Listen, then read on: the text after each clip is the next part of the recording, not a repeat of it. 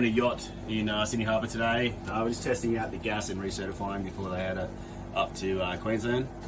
So this is a gas detection safety device. So we can test it here, just make sure the electronics are working, which they are. Okay, it's not picking up any gas at the moment. So what we're going to do is just go to the sensor and put some gas there and see if it triggers.